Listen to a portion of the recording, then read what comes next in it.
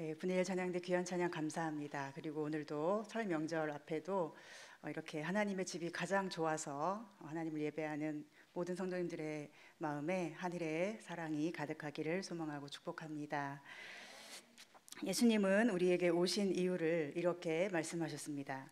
내가 온 것은 양으로 생명을 얻게 하고 더 풍성히 얻게 하려는 것이라. 그런데 살아가다 보면 이 말씀이 전혀 기억이 나지 않을 만큼 힘겨운 현실을 감당해야 할 때도 있지요. 특히 부당하거나 형평성이 고려되지 않는 억울한 상황 속에 놓이게 되면 우리는 예수님의 이 말씀이 전혀 와닿지 않게 됩니다. 오히려 우리는 하나님이 부르신 이유가 나를 불러 고생시키려고, 혹은 이렇게 고생만 하다가 인생이 끝날 거라는 부정적인 생각으로 시간을 보내기도 할 것입니다. 그러다 보니 인생은 고통스럽게 되고, 사랑하는 사람들은 사랑하는 사람이기보다는 나를 고생시키는 사람, 혹은 나보다 더 좋은 것을 누리는 사람들이 되어버리고 맙니다. 그러나 주님은 분명히 말씀하셨습니다. 내가 온 것은 양으로 생명을 얻게 하고 더 풍성히 얻게 하려는 것이라. 주님은 오늘 포도원의 품꾼들과 주인의 모습을 통하여 어떻게 우리가 믿음을 지키고 주님의 집에 살아가는 기쁨을 누릴 수 있는지를 말씀해 주십니다. 오늘 말씀 1절을 보면 이 비유가 천국 비유라고 말씀합니다. 천국은 마치 품꾼을 얻어 포도원에 들여보내려고 이른 아침에 나간 집주인과 같으니. 보통의 주인들은 포도원 수확 시기가 되면 일꾼을 부르는 목적이 무엇일까요?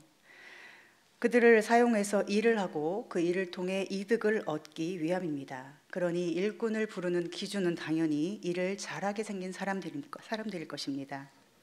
요즘 매우 유명한 오징어 게임이라는 드라마를 보면 줄다리기를 하는 장면이 나옵니다. 참가자들은 줄다리기 게임인 줄을 모른 채 다음 게임을 위해서 자신과 함께 편이 될 10명의 팀을 구성해야 합니다. 그런데 그때 선택 기준은 누구와 함께 편이 되어야 승리할까였습니다. 다음 게임이 뭔지도 모르지만 힘을 써야 이기거나 머리를 써야 이기는 것이 분명하기 때문에 참가자들은 어떻게든 건강하고 똑똑하고 힘세 보이는 사람을 찾아 나서지요. 그러다 보니 여성이나 노인, 어린 참가자들은 끼워주지 않으려고 해서 마지막까지 남아있는 모습을 드라마는 보여주고 있습니다. 세상은 마치 이러한 게임의 세계와 같아서 쓸만한 사람을 먼저 찾습니다. 여성보다는 남성, 노인보다는 젊은이, 그리고 힘센 사람, 머리 좋은 사람, 건강한 사람, 그리고 편을 못 찾은 사람은 버려지는 냉혹한 세상이지요. 품꾼을 얻어 포도원에 들여보내려고 이른 아침에 나간 집주인이라는 문장을 보면 이 포도원 주인도 여느 주인과 다를 바가 없어 보입니다. 그런데 2절 이후로 이어지는 말씀을 통해 알 수 있는 것은 무엇인가요? 그 주인은 일할 곳이 없어 하루 종일 서성거리는 사람들을 찾아 자신의 포도원에 들여보내고 있습니다. 이른 아침 일꾼을 불러 들여보내고 또 아침 9시에 또 나와서 사람을 불러 들여보냅니다. 또 다시 12시에 나와서 아직도 일이 없어 서성거리는 사람을 부르고 오후 3시에도 동일하게 아무에게도 부름받지 못한 사람을 찾아 불러줍니다. 그리고 마지막으로 오후 5시입니다. 이때는 하루가 저물어가는 시간이기 때문에 마감을 준비하며 뒷정리를 해야 되는 시간입니다. 그래서 세상 어디에서도 고용의 기회는 없습니다. 그러나 주인은 이때 또다시 아직도 부름받지 못한 사람을 부릅니다. 20장 6절에 이렇게 말씀하죠. 제11시에도 나가보니 서 있는 사람들이 또 있는지라. 이르되 너희는 어찌하여 종일토록 여기 서 있느냐. 이르되 우리를 품꾼으로 쓰는 이가 없음이니이다. 이르되 너희도 포도원에 들어가라 하니라. 주인의 행동을 보면 모든 것이 일꾼들에게 초점이 맞추어져 있음을 볼 수 있습니다. 일꾼들을 바라보는 주인에게 있어서 기준은 쓸모가 얼마나 있느냐 이것이 아니라 그들에게 양식이 얼마나 필요한가, 그들에게 필요한 양식이 제대로 공급되고 있는가입니다. 우리는 여기에서 천국의 주인이신 하나님을 볼 수 있습니다. 하나님의 나라는 우리의 어떠함으로 부름받는 것이 아니라 오직 은혜로 부름받는다는 진리를 여기서 발견할 수가 있습니다.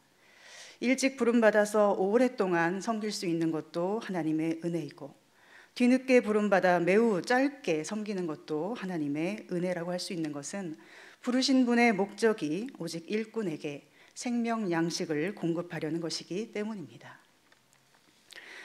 누가복음 15장에 보면 탕자가 아버지께로 돌아갈 때 이런 고백을 하지 않습니까?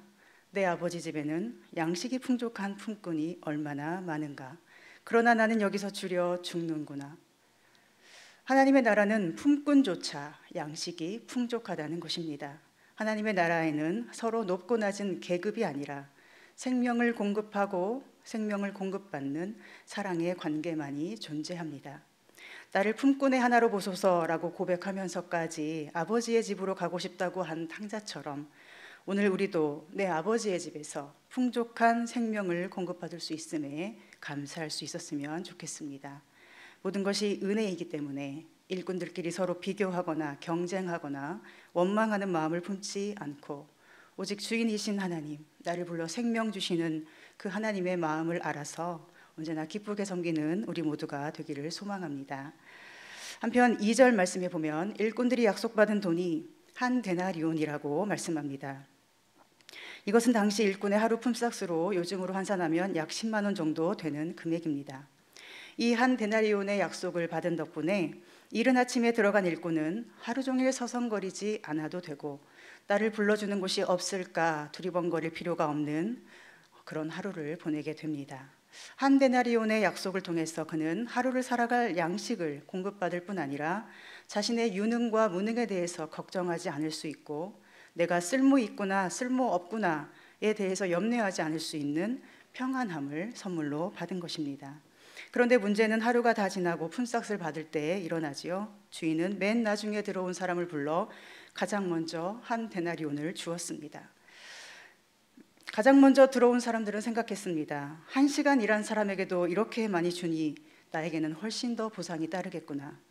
그런데 주인은 예상과 달랐습니다. 늦게 온 순서대로 오후 5시에 온 사람에게 한 데나리온을 주더니 오후 3시에 온 사람에게도 12시에 온 사람에게도 오전 9시에 온 사람에게도 그리고 가장 먼저 이른 아침 일찍부터 일한 일꾼들에게도 똑같은 한 데나리온을 지급합니다. 만약 여러분의 일터에서 이런 일이 일어난다면 여러분은 어떠실까요? 이른 아침에 온 품꾼들이 화가 나서 주인에게 원망의 말을 쏟아놓는 것은 어쩌면 우리의 심정을 대변하는 것일 수 있습니다. 세상에서 우리는 이처럼 부당하다는 생각이 드는 경우가 많이 있지 않습니까? 가깝게는 동료들 사이에서 일은 더 많이 하는데 보상은 똑같을 때, 혹은 더 많은 일들과 책임감을 가져야 하는데도 보상은 전혀 없을 때 우리 마음은 당연히 힘이 들지요. 또는 늘 시계를 바라보면서 저 사람은 몇 시에 나가고 또 저 사람은 몇 시에 들어오는구나. 저 사람은 자리도 안 지키고 어디 가서 노는 거 아닌가? 그런데 저 사람은 나보다 훨씬 더 많은 보상과 인정을 받고 대충 일하면서도 얌체같이 잘 사는구나. 이런 생각이 우리에게 들어오기도 할 것입니다. 그런데 우리는 이러한 생각을 늘 경계해야 합니다. 시계 보는 일을 멈추고 다른 사람과 비교하지 않는 사람이 되어야 합니다. 생각해보면 부당하고 억울한 일은 그런 사소한 부분에 국한되는 것이 아니기 때문입니다. 크게 보면 우리 인생 자체가 얼마나 억울하고 부당한 일 투성인가요? 인생을 가만히 보면 누군가는 기울어진 운동장에서 아무리 있는 힘을 다해 한참을 달려가도 저 앞에서부터 출발한 사람과는 게임이 되지 않는 경기를 해야 합니다. 평생을 달리고 달리다 지쳐 쓰러져도 여전히 앞에는 달려갈 길이 멀리 남아 있습니다. 게다가 원래부터 앞에 있는 사람을 볼 때면 불평과 한숨이 그칠 날 없는 것이 우리의 인생입니다. 그러니 그냥 생각해보면 인생 자체가 얼마나 억울한가요? 그리고 우리는 얼마나 하나님께 원망할 일이 많은 인생입니까? 그래서 아마도 우리도 이렇게 말하고 싶겠죠. 12절입니다. 나중은 이 사람들은 1시간밖에 일하지 아니하였거늘 그들을 종일 수고하며 더위를 견딘 우리와 같게 하였나이다. 교회 안에서도 남보다 많이 섬기는 사람은 더 기뻐야 하는데 오히려 억울함이 커지는 것 같습니다. 열심히 해도 알아주는 사람은 없고 오히려 일만 점점 불어나니 더는 못하겠다고 쉽게 거절하기도 합니다. 사람들에게 은근히 뿌리 깊게 박혀있는 생각은 믿음과 봉사생활은 먼저 할수록 어리석다는 것입니다. 주를 위해 교회를 위해 더 희생하고 헌신하는 것은 가장 불행하고 시간 낭비이며 시간이 남아도는 사람들이나 하는 것이라고 여기는 분들이 많은 것 같습니다. 이것은 우리 영혼 구원의 문제와도 연결되는데요. 별로 믿음의 싸움도 안 한 사람이 나중에 죽기 직전에 믿어 구원받았다 하면 거기서 또 박탈감을 느끼는 것이지요. 왜 나는 일찍 부름받아 고생을 하고 저 사람들은 마음대로 재밌게 살다가 구원을 받는가? 그러나 이러한 생각들은 하나님을 매우 오해하고 있는 것입니다. 천국도 하나님도 모르기 때문에 하나님의 얼굴을 배우는 기쁨과 하나님과 함께하는 천국의 기쁨을 모르기 때문에 이런 생각을 하게 되는 것이지요. 만약 여러분이 로또 복권에 당첨될 수 있다고 한다면 여러분은 그 복권 당첨을 30년 후로 미루시겠습니까? 아니면 오늘 바로 지금 당장 당첨되기를 바라시겠습니까? 당연히 지금 당장 당첨이 되어야 할 것입니다. 그런데 왜 우리는 하나님과의 사귐과 그분의 사랑 안에 머무는 천국의 기쁨을 몇십 년 뒤로, 가능하면 더 늦게 그렇게 미루고 싶어하고 그것이 행복하다고 말하는 것일까요? 천국보다 로또 복권 당첨을 더 좋아하는 마음, 천국의 기쁨과 구원의 감격은 뒤로 미룰수록 좋다는 불신앙, 이것을 아침 일찍 온 자들이 그대로 보여주고 있는 것입니다. 우리는 주인에 대한 오해를 풀어야 하는데 그 대답 속에서 해답을 발견할 수가 있습니다. 주인이 이렇게 말합니다. 13절입니다. 주인이 그 중에 한 사람에게 대답하여 이르되 친구여 내가 네게 잘못한 것이 없노라. 내가 나와 한 데나리온의 약속을 하지 아니하였느냐. 내 것이나 가지고 가라. 나중은 이 사람에게 너와 같이 주는 것이 내 뜻이니라. 여러분, 주인이 이렇게 말하는 이유는 무엇일까요? 뒤늦게 들어와서 대충 불성실하게 일하는 사람이 똑같이 받는 것이 당연하다고 말하는 것입니까? 슬슬 눈치 보면서 꾀부리는 자가 복된 것이라고 주인이 말해주는 것입니까? 주인이 그들을 더 사랑하고 아낀다고 말하는 것입니까? 여기서 오후 5시에 들어온 사람은 일하기 싫어 꾀부리며 늦게 간 것이 아닙니다. 일하고 싶어도 할 수 없었기 때문에 하루 종일 서성이며 시간을 다 보내다가 결국 오늘도 이렇게 끝나는구나, 나는 무능하고 쓸모없는 세상 실패자구나, 이런 생각에 마음이 무너지는 좌절의 순간에 극적으로 주인의 부르심을 받은 것입니다. 그들은 주인의 은혜가 아니라면 어느 곳에서도 살아갈 수 없음을 아는 자들입니다. 주인에게 아무것도 요구할 수 없이 그저 불러준 것이 감사한 자들입니다. 그런 그들에게 주인은 한 데나리온을 똑같이 줌으로써 그들을 부른 목적이 양식을 공급하기 위함이었다는 것을 보여주고 있습니다. 이것은 오늘 우리의 구원과 같지 않습니까? 우리는 주인의 부르심이 없었을 때 어떤 사람들이었습니까? 무엇을 해도 허탈하고 어둠 속에서 방황하며 영혼의 안식처를 찾아 헤매던 그런 사람들입니다. 하나님이 부르지 않으셨다면, 예수님께서 우리를 받아주지 않으셨다면 우리는 늘 자신의 가치를 스스로 증명하려고 하루 종일 서성이며 이리 치이고 저리 치이다가 좌절해야 했던 사람들입니다. 그러나 하나님은 우리의 어떠함을 보시지 않으시고 단지 생명을 주시려고 우리를 부르셨습니다. 그래서 우리는 몇 시에 부름을 받았든지 부르신 은혜에 그저 감사할 뿐입니다. 일찍 부름 받을수록 그것은 속박이 아니라 오히려 더 큰 은혜입니다. 주님은 너에게 이미 주어진 한 데나리온의 약속 안에 평안하라, 이미 천국이 너의 것이니 평안하라 하시기 때문입니다. 또 주인을 보면 그는 먼저 온 자들에게 결코 불공평한 대우를 하지 않았습니다. 주인은 약속을 지켰습니다. 나중에 온 사람들보다 먼저 온 자들을 더 억울하게 한 것이 아니었습니다. 세상을 보면 세상에서는 먼저 온 자들이 한 데나리온의 약속이 지켜지지 않는 상황들을 늘 만나게 되고 그래서 억울해지고 속상해질 때가 참 많지요. 모든 것들이 원칙도 없이 변경되고 약속이 그저 허무하게 무너지는 그런 현실이 얼마나 많이 있습니까? 그러나 포도원의 주인은 약속을 지켰습니다. 그는 불공평한 것이 아니라 모두에게 필요한 은혜를 공정하게 베푼 것뿐입니다. 그는 약속 안에서 그의 포도원 안에 머무는 모든 일꾼들을 아름답게 대우해 주었던 것입니다. 그러나 먼저 온 일꾼들은 약속을 지킨 주인에 대해서는 다 잊어버리고 다른 일꾼들과의 비교만이 남아 있습니다. 하나님의 은혜보다 자신의 자격과 공로를 더 중요하게 생각합니다. 내가 이룬 것, 내가 노력한 것, 내가 참고 견딘 것, 내가 지금까지 달려온 험난한 길, 이것보다 중요한 것이 세상에 없고 이런 것에 대해서 보상이 적절하지 않을 때 좌절하고 분노합니다. 그래서 그들은 급기야 주인이신 하나님을 원망합니다. 먼저 온 자들이 이렇게 말하지 않습니까? 왜 우리를 그들과 똑같이 대우합니까? 이것은 주인의 기준을 자신의 기준으로 대체하는 것이지요. 주인, 당신의 기준은 틀렸습니다. 내 기준이 맞습니다. 그렇게 스스로 주인 노릇하며 주인의 자리를 차지하려는 못된 마음이 들어 있는 것입니다. 그런데 그런 자들에게 주인이 어떻게 하고 있습니까? 내가 선함으로 네가 악하게 보느냐? 네 것이나 가지고 가라. 나중은 이 사람에게 너와 같이 주는 것이 내 뜻이니라. 내 것을 가지고 내 뜻대로 할 것이 아니냐. 결코 꺾이지 않는 단호함, 선하시지만 전혀 약하지 않고 견고하고 굳건한 하나님의 뜻이 여기에 그대로 드러납니다. 주인은 믿음이 없는 그들을 내보내고 포도원을 정화하고 있습니다. 네 것이나 가지고 가라. 즉 그곳에 어울리지 않는 생각, 사람들을 주인은 단호하게 내보내 버립니다. 만약 그들을 내보내지 않고 주인이 먼저 떠나면 어떻게 될까요? 아마도 먼저 온 자들은 화가 나서 서로 연합하여 나중에 들어온 자들을 배척하고 미워하며 심지어 폭력을 행사할지도 모릅니다. 너희들이 받은 돈은 노력에 비해, 자격에 비해 너무 과분해. 우리는 노력에 비해서 너무 적은 돈을 받았어. 이러면서 그 사람들의 돈을 강탈할지도 모릅니다. 실제로 세상은 이렇지 않습니까? 힘센 자가 힘없는 자를 공격하여 빼앗을 수도 있고 그것을 그저 관망하듯 지켜보는 주인들이 세상에는 얼마나 많습니까?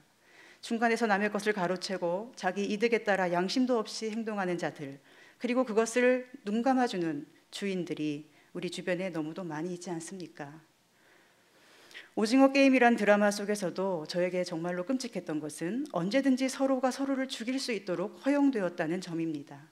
그들은 모두 한 공간에서 잠을 자게 되는데 밤에 불이 다 꺼지고 나면 누가 누구를 먼저 공격하더라도 진행팀에서 아무런 제재를 가하지 않습니다.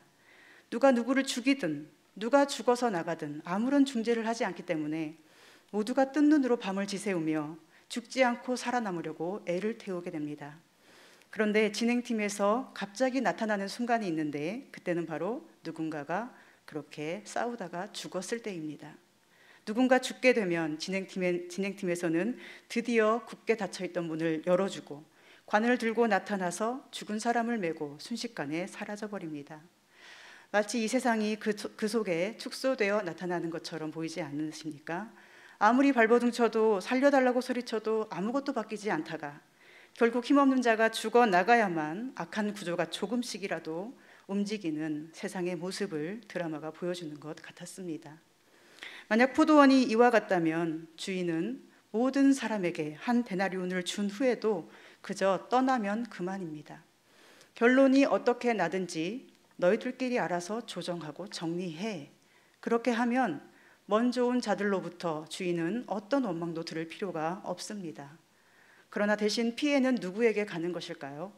약한 자들, 이미 세상에서 버림받고 쓸모없는 자로 치부된 연약한 자들입니다. 왜냐하면 먼저 온 자들은 나중에 들어온 자들보다 훨씬 더 강하고 힘이 세고 똑똑한 자들이었기 때문입니다. 먼저 온 자들이 그들에게 너희는 일도 못하잖아, 너희는 우리보다 못나서 선택받지 못했던 거잖아 라고 공격하며 폭력을 행사하면 그들은 아무 말도 못하고 당해야 하지 않겠습니까? 그런데 포도원 주인은 어떤가요? 모든 원망과 오해를 고스란히 자신이 받으면서 약자들에게 힘이 되어주고 있습니다. 생명의 양식을 공급하려는 자신의 뜻을 굽히지 않고 오히려 그 뜻에 반대하는 자를 내보내 버립니다. 그렇게 함으로써 나중 온 자들을 힘센 자들로부터 지켜주고 완악한 자들의 원망과 적대감을 자신이 감당해 줍니다. 이것이 바로 우리를 향한 하나님의 선하신 뜻입니다. 사랑하는 여러분, 우리를 부르신 하나님은 이토록 선하십니다. 하나님은 때로 우리가 이해할 수 없는 방식으로 행동하시지만 우리가 기억해야 할 것은 그분의 뜻은 항상 선하며 견고하다는 것입니다. 하나님의 선하신 뜻은 견고하여 결코 악한 자들의 회방을 받지 않고 그 선하심과 인자하심으로 우리를 지키십니다. 그래서 선하신 주님을 믿는 사람은 모든 것이 하나님의 은혜임을 알고 감사하며 행복하게 살 수가 있습니다. 그리고 약한 자신을 강한 손으로 지키시는 하나님을 생각할 때마다 날이 갈수록 더 고마워하게 됩니다. 그러므로 먼저 된 자가 나중되고 나중된 자가 먼저 되는 하나님 나라의 법칙이 결국 이루어지게 되는 것입니다. 오늘 우리도 다 이해할 수 없지만 견고하신 하나님의 선한 뜻을 알고 그 뜻에 자신을 더 맞추어가며 그분께서 강하게 지키시는 은혜를 누릴 수 있기를 소망합니다. 시계를 보고 비교하고 주인을 원망하는 마음을 다 버리고 약속을 지키시는 신실하신 하나님 바라보며 주어진 삶과 사역에 충실한 우리 모두가 되었으면 좋겠습니다. 마지막으로 우리는 본문에서 하나님 나라에 살아가는 우리 태도를 분명히 정해야 함을 생각할 수 있습니다. 포도원의 주인이신 하나님을 따를 때 우리는 때로 악한 자들에게서 공격과 오해를 받게 되기 때문입니다. 내가 선함으로 네가 악하게 보느냐, 이것은 하나님을 따르는 모든 자들이 들어야 하는, 감당해야 되는 삶이기도 합니다. 선하게 할수록 악한 자들은 더 악한 모습을 드러냅니다. 자비와 긍휼을 가지고 대할수록 그 속에서 악한 자들의 악함이 더 잘 드러나게 됩니다. 그럴 때 우리는 어떻게 해야 할까요? 만약 악한 자가 달려들어 원망하고 공격하면 여러분은 어떻게 하시겠습니까? 그래요, 듣고 보니 당신 말이 맞군요 하면서 선하다 여겼던 바를 굽혀야 할까요? 아니면 그들에게 당신들을 불러준 것만으로 고마운 줄 알아야지 무슨 불만이 많아 하며 입을 막는 더 악한 자가 되어야 할까요? 오늘 주님이 우리에게 가르쳐 주시는 것은 이런 것이 아니지요. 주님께서 원하시는 것은 우리가 자신의 소중함을 먼저 알고 또 서로의 소중함을 인정해 주는 것입니다. 고린도전서 1장 26절부터 이렇게 말씀합니다. 형제들아, 너희를 부르심을 보라. 육체를 따라 지혜로운 자가 많지 아니하며 능한 자가 많지 아니하며 문벌 좋은 자가 많지 아니하도다. 그러나 하나님께서 세상에 미련한 것들을 택하사 지혜 있는 자들을 부끄럽게 하려 하시고 세상에 약한 것들을 택하사 강한 것들을 부끄럽게 하려 하시며 하나님께서 세상에 천한 것들과 멸시받는 것들과 없는 것들을 택하사 있는 것들을 폐하려 하시나니 이는 아무 육체도 하나님 앞에서 자랑하지 못하게 하려 하심이라. 아멘. 포도원 비유를 통해서 주님이 말씀하시는 것은 너같이 못난 사람 불러준 것만으로도 감사히 생각하고 불평하지 말고 억지로라도 열심히 일해라 라고 우리를 무시하시는 것이 아닙니다. 그리고 다른 사람을 보면서도 감사한 줄 알아 하고 입을 막으면서 악한 자의 공격에서 숨는 자가 되게 하려는 것도 아닙니다. 주님이 말씀하시는 것은 오직 주인이신 하나님만을 바라보라는 것이지요. 너를 부르신 포도원의 주인은 너에게 생명 양식을 공급하기를 원하시며 어떤 악한 자들로부터도 너를 구원하실 수 있는 분이시며 너를 쓰시기를 기뻐하시는 분이시니 안심하고 평안하여 담대하게 주의 일을 하라는 것입니다.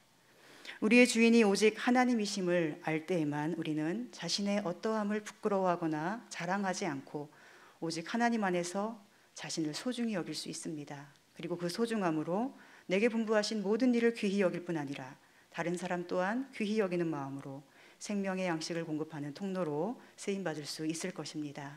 그러니 우리는 사람의 어떤 평가 앞에도 흔들리지 않았으면 좋겠습니다. 하나님이 우리를 부르신 것은 고마운 줄 알라고 부르신 것이 아니라 생명을 주시기 위해서임을 늘 말씀 안에서 묵상하십시오. 사람의 눈치를 보며 태도를 결정하는 사람이 아니라 내 주인이 하나님이심을 알고 그 선하심에 따라 태도를 굳건하게 하는 우리 모두가 되기를 소망합니다. 그렇다면 포도원의 주인을 굳건하게 따르기 위해서 우리에게 가장 필요한 것은 무엇일까요? 그것은 하나님의 살아계심과 우리를 알고 계심을 확신하고 묵상하는 것입니다. 세상을 보면 악인이 형통하고 눈과 힘으로 행하는 자들이 더 좋은 것을 누리는 모습을 많이 보게 됩니다. 얼마나 악인들이 꾀를 부리고 그 꾀를 계속 이루며 살고 있으면 성경에 그토록 많은 기록들이 악인의 형통에 대한 말씀일까요? 시편 37편 7절은 이렇게 말씀합니다. 여호와 앞에 잠잠하고 참고 기다리라. 자기 길이 형통하며 악한 꾀를 이루는 자 때문에 불평하지 말지어다. 진실로 악을 행하는 자들은 끊어질 것이나 여호와를 소망하는 자들은 땅을 차지하리로다. 잠시 후에는 악인이 없어지리니 네가 그곳을 자세히 살필지라도 없으리로다. 그러나 온유한 자들은 땅을 차지하며 풍성한 화평으로 즐거워하리로다.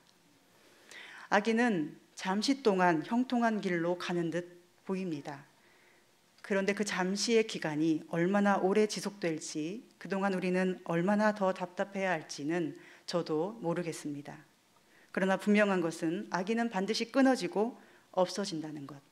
그들이 있던 곳을 자세히 살필지라도 찾을 수 없다고 말씀하신 분이 하나님이라는 사실입니다. 우리는 이것을 말씀하신 하나님을 믿는 사람들이지요. 그런데 왜 불평하십니까? 왜 원망스럽고 억울한가요?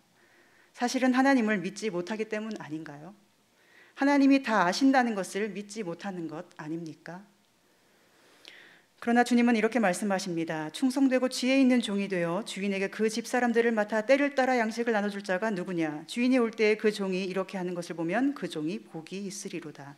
내가 진실로 너에게 이르노니 주인이 그의 모든 소유를 그에게 맡기리라. 우리는 살아계시며 하나님이 살아계시며 그 충성된 자를 아시며 하나님이 불의를 심판하시며 반드시 다시 오사 그 사랑하는 자를 구원하실 것을 믿는 그리스도인들입니다. 그런데 왜 두려워하고 왜 불평하고 왜 원망이 되고 왜 자꾸 지칠까요? 하나님이 살아계시지 않을까 봐, 하나님이 알고 계시지 않을까 봐, 내 수고와 노력이 헛될까 봐, 하나님도 사람들처럼 눈가림에 속으실까 봐, 하나님도 불의의 편을 들어주실까 봐, 악인이 영원히 행복할까 봐, 그것 때문에 두려운 것 아니십니까? 선하신 하나님을 믿으시기를 바랍니다. 하나님이 아시고 하나님이 우리를 사용하시는 한 우리는 아무것도 두려워할 필요가 없습니다. 하나님이 쓰시기 원하신다면 우리는 어디로 가든지 늘 하나님의 포도원 안에 있는 것이기 때문입니다. 그리고 하나님의 포도원에 있는 한 우리는 가장 안전하게 보호를 받고 가장 공정한 사랑으로 대우를 받으며 모든 악한 자의 형통을 끊으시는 하나님의 선하심을 반드시 보게 될 것입니다. 지금 우리는 새롭게 한 해를 시작하며 주 앞에 삶을 드리기로 결단하는 헌신의 시기를 보내고 있습니다. 우리의 헌신이 다른 사람과의 비교를 통한 헌신이 아니라 자신을 온전히 주인께 드리는 헌신이 되기를 소망합니다. 악한 자의 형통을 보면서 분노하는 헌신이 아니라 선하신 주인을 닮아 욕을 먹을 수 있음에 감사하는 헌신이기를 소망합니다.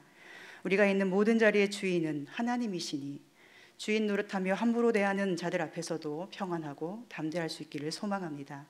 주의 선하심과 그 견고하신 뜻 안에서 반드시 약속을 지키시는 은혜에 감사함으로 주인이 오실 때 충성되고 지혜 있는 종이라 인정받는 우리 모두 되기를 간절히 소망하고 축복합니다. 기도하겠습니다. 하나님, 우리가 있는 모든 자리의 주인이 선하신 하나님이심을 감사합니다. 주님의 포도원에 살아갈 때 때로 우리를 지치게 하는 불신앙의 소리들과 악한 공격이 있을지라도 주인이신 하나님께서 우리를 강하게 지켜주시니 늘 은혜에 감사하며 굳건하게 주를 따르게 하여 주시옵소서. 모든 섬김과 헌신이 주님 안에 있게 하셔서 언제나 주님의 영원한 생명 양식을 공급받게 하시고 이 땅에서도 천국의 기쁨을 누리고 주님으로 인하여 기뻐하는 복된 헌신이 되게 하여 주시옵소서. 이제 설 명절이 시작됩니다. 모든 성도님들 흩어지는 자리마다 주의 생명을 심어주고 사랑을 전하는 주님의 길을 따르게 하여 주시옵소서. 예수님의 이름으로 기도합니다. 아멘.